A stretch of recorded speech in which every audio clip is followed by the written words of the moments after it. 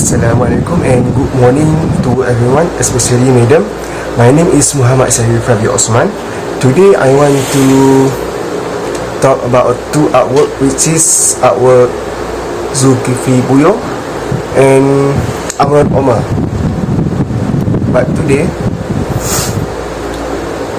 I want to introduce to everyone about Zulkifli Buyong.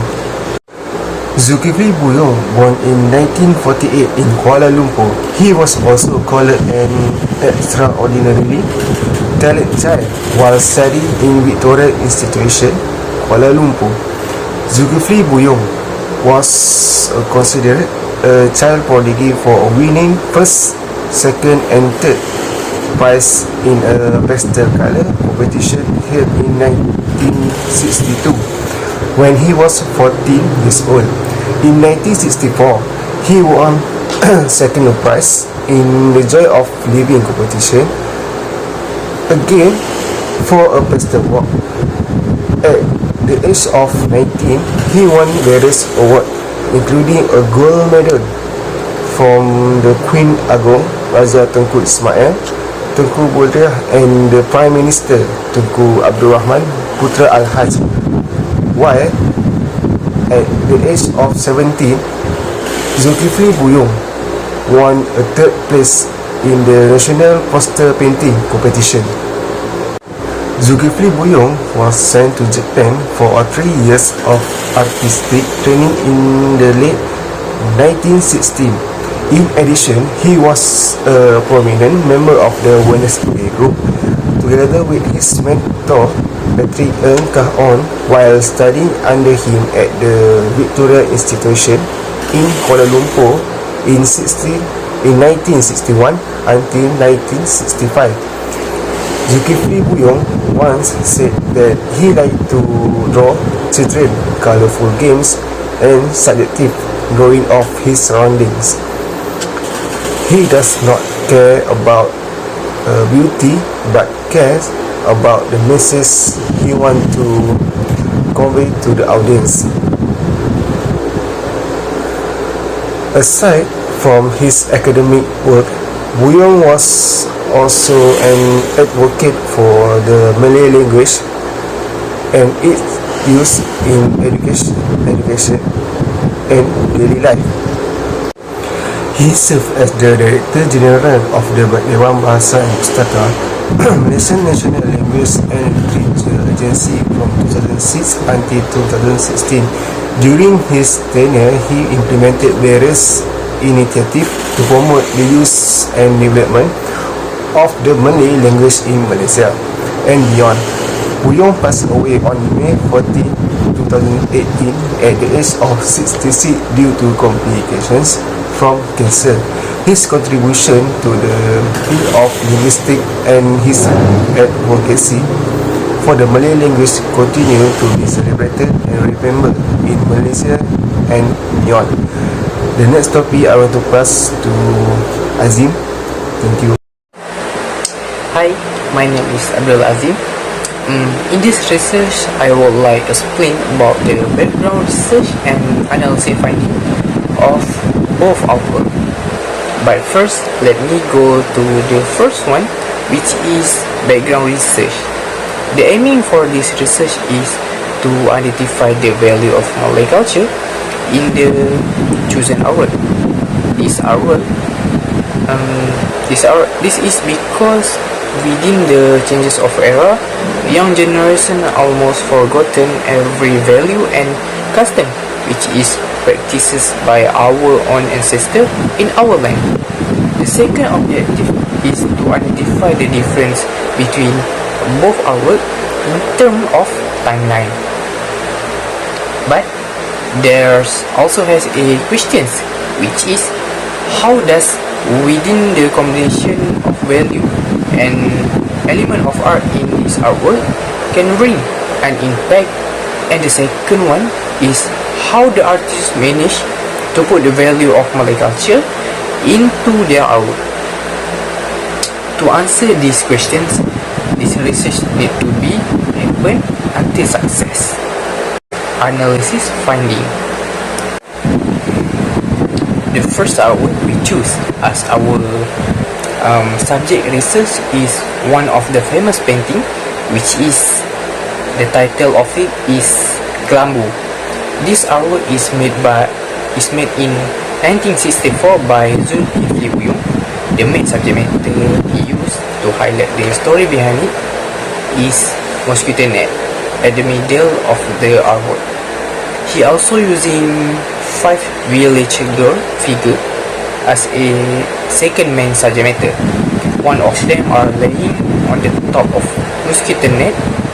The second figure is at the middle of mosquito net, while look at the first figure and half body inside the mosquito net.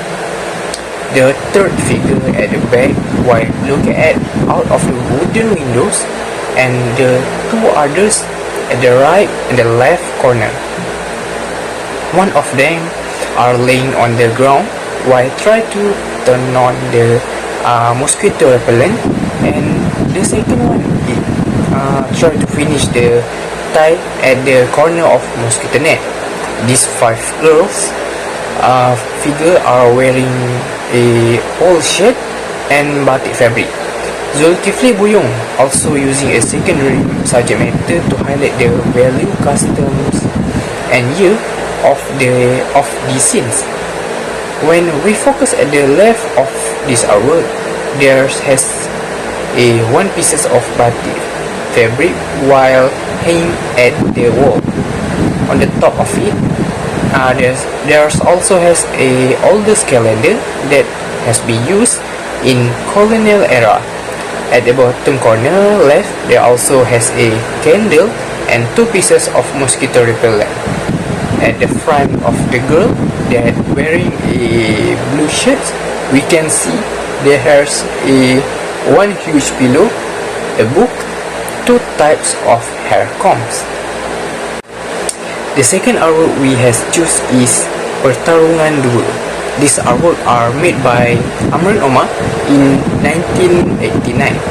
As we can see, this artwork, the artist try to highlight the image of 2 figures while they act like wanna start fighting by using a Malay martial art, which is silat. The position of both figures is opposite to each other. One of the figure are wearing a traditional cloth with kain plikat without wearing a shirt. The second figure at the back wearing a black pants and using an orange cloth as a belt. He also is half body naked. At the right of the image, the artist put a few dark tones of colors. Meanwhile, at the right of the image, there has a light color. At the bottom of the image, there has a shadow between 2 figures. Assalamualaikum, my name is Muhammad Najmi Naim and I'm going to talk about pre-iconography. So for this artwork, Kelambu, 1964 by Zulkifli Buyung. The first one will be Kelambu itself. So Kelambu is a mosquito net. It's a type of mesh curtain that is circumferently draped over a bed or a sleeping area to offer the sleeper barrier protection against bite and sting from mosquito, fly and other insect, and thus against the disease they may carry. So that is Kelambu. The second one will be Baju Kurung. Baju Kurung is a traditional Malay woman dress. The shirt is appropriate for all ages and demographic. Baju Kurung is also worn to wedding, religious ceremonies and official function. In Malaysia, Baju Kurung is the traditional dress of all Malay women. The next one will be Rumah Melayu Traditional. It is a traditional Malay residence built by Malay people in the Malay Peninsula. So the style of art in this artwork is figurative contemporary art. Thank you. Iconography for Kelambu by Zulkifli Buyung. This hour shows a situation in a Malay traditional house during night when people want to go for their sleep. This hour wants to show the audience about the beautiful of Malay traditional culture, where we can see from a group of girls who are preparing to sleep together in one room. This scene shows about the situation of a Malay village family. As we know, in a Malay traditional village life, siblings tend to share their room together and only separate them according to their genders, like the girls in one room and the boys in one room. Then, a Malay village families, meaning is reinforced by the sight of mosquito nets and the atmosphere.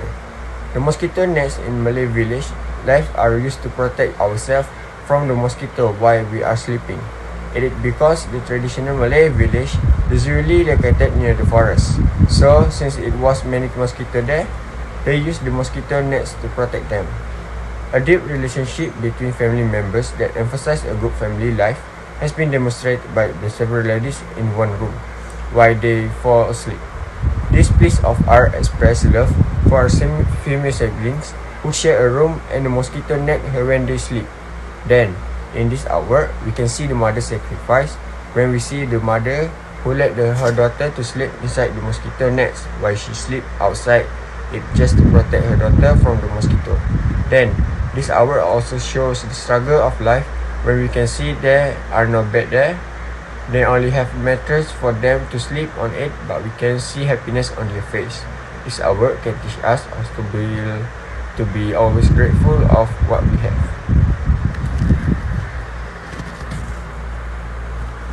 For the second introduction artwork is about Amrul Omar. Amrul Omar was born in Al-Asad, Kedah on January 24, 1947. He enrolled in ITM's painting and video study program. Amrul Omar started working as a visualizer at COCOM, which is a Combined Communication, in 1981 before deciding to pursue painting as a career. Amrul Omar nevertheless started lecturing on the side for APS, which is Angkatan Pelukis Venezuela, UiTM Shah Alam, and Mensa Institute, which is art. Among the honor bestowed upon Amrul Omar ada bakat muda sezaman Mina Award in 1982, the Silver Award Sandra B. Art Asal in 1985, the Christie Auction of Southeast Asia Painting in 1995, and the others. Amrul Omar is a visual artist who has spent more than 30 years working in this field. He has created a great deal of admirable looking paintings, drawing and sketches. His artwork has a strong, complete visual impact in terms of presentation. His work have been at high level in terms of vision execution. In other words, the circumstance arose as a result of his level sensitivity observation, which were exceptionally acute and methodical in the construction of his visual composition. His capacity for a self-control, maturity and acting sensitivity in the choice of materials and art media also contribute to this. The next I want to pass to Azim. The second artwork we has choose is Pertarungan Dua. These artwork are made by Amrul Omar in 1989. As we can see, this artwork, the artist try to highlight the image of two figures while they act like wanna start fighting by using a Malay martial art, which is silat. The position of both figures is opposite to each other. One of the figure are wearing a traditional cloth with kain plikat without wearing a shirt. The second figure at the back wearing a black pants and using an orange cloth as a belt. He also is half body naked. At the right of the image, the artist put a few dark tones of colors Meanwhile, at the right of the image, there has a light color. At the bottom of the image, there's has a shadow between two figures. I'm going to talk about pre-iconography for artwork Pertarungan 2 that made by artist Amron Omar in 1980. So when we talk about pre-iconography, we can link it with symbolism. So the first one will be kain plekat. So kain plekat is a sarung cloth worn by Malays, particularly by men. Adhesive cloth is typically sewn or unsewn, loose, or we call it kain plekat lepas. The second one will be silat Melayu, also known as seni persilatan Melayu or Malay martial arts, or simply silat.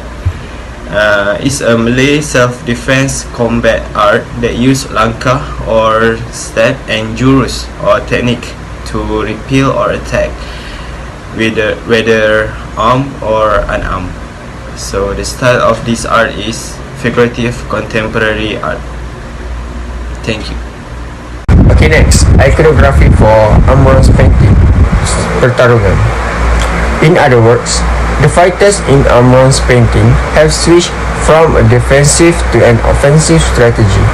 Malay guys with well-built physique and half-naked bodies appear as the fighters in all of his works of art. This particular artwork is included in the majority of his creation. The combatant was dressed in a sarong or samping, which represented the Malay people's traditional god, while the artist attempted to depict the Malay combatant. He has also emphasized how well-trained and devoted to the nation and culture the martial arts fighters are. Silat is the name of his combat sport in Malay. They depict the early stage of the combat in Silat by positioning the figures of the two guys who are crushing themselves. A martial artist must have both physical and mental strength equal to that of his body, as well as have a serious demeanor before beginning a move. This is indicated by a robust body with strong muscles and a rather focused countenance. They demonstrate their excellence in the field of art by maintaining a fit physique. The conclusion is the element of art refer to the basic component of a work of art, while the principle of art describe how those elements are organized. Some common elements of art in Malay culture include: the first is a line, which is often used to create pattern in traditional textile and decorative art. The second is a color, which is used to create vibrant and eye-catching design. The third is a shape, which is often inspired by natural form such as a flower and leaves. The next is texture, which can be created using a variety of materials such as wood, fabric, and metal. The next part is referred to the principle of art, refer to how these elements are used to create a visual pleasing composition. Some common principles of art in Malay culture include: the first is balance. We can say balance, which is refer to the distribution of visual weight in a work of art. The second is proportion, which refer to the relationship between a different part of a composition. The third is harmony, which is refer to the use of complementary colors and shape to create a unified whole. The next is on contrast, which can be used to create visual interest and drama in a composition. That's a conclusion.